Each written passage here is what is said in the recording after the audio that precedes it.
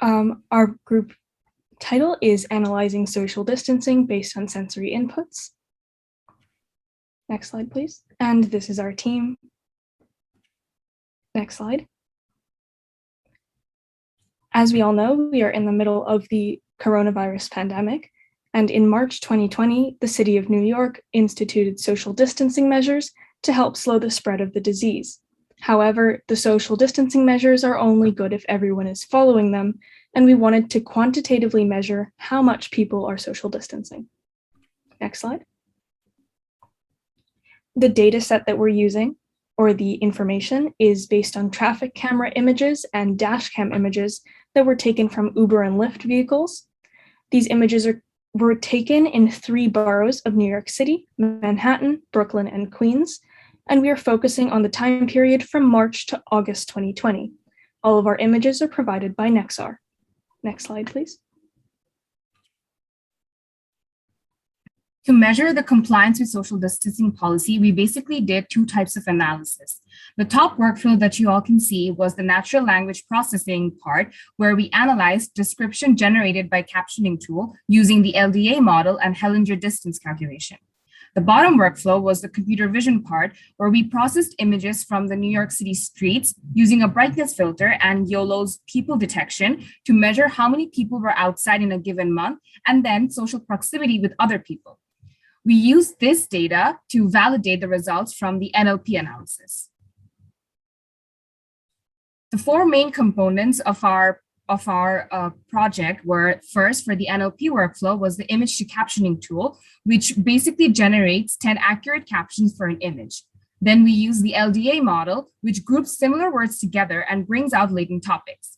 For the computer vision workflow, we use YOLO, which stands for You Only Look Once, the 3rd edition of it, which is basically a people detection model. And we used a distancing model, which is basically a mathematical model to approximate the distance between people in an image.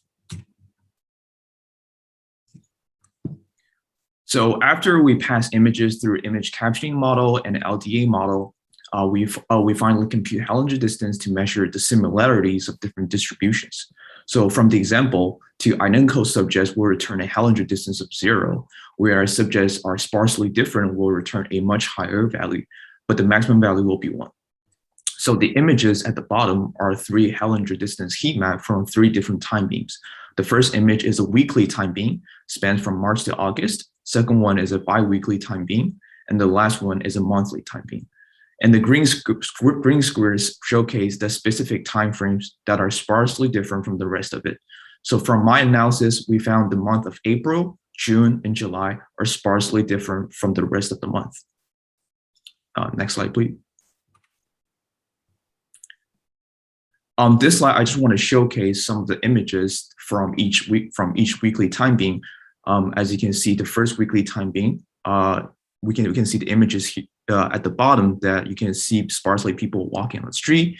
And on the bottom right corner, you can see people are actually gathering on the street, and you can see people dining outside. Next slide, please. To further validate our findings, we use an external data source called SafeGraph. The top left graph is the average number of unique restaurants that span from March to August. We can see there is a dip in April, and that dip could be explained by the restaurant mandate on March 17th, if you look at the image on the right. The bottom left graph is the average restaurants/stores visit duration that also spans from March to August. One interesting finding is that during the month of July, there is a peak in 2 specific time durations, 21 to 60 minutes and 61 minutes to 120 minutes. This could mean people start dining inside a restaurant again. And the result also correlates with the June and July reopenings, according to the timeline on the right.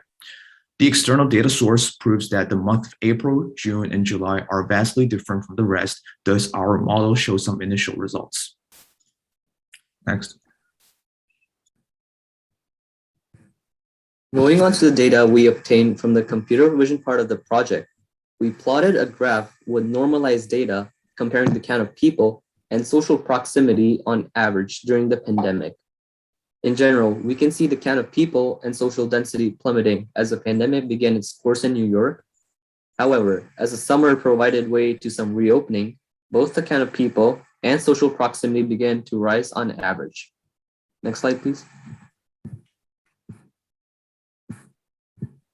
Using geolocation data from images, we learned more about urban activities that the public showed interest in.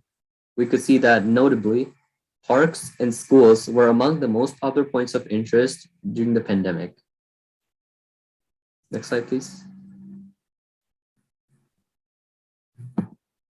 And finally, comparison. We used NYC Open Data to obtain Manhattan's daily cases data and compared the trend here with the trends that we detected.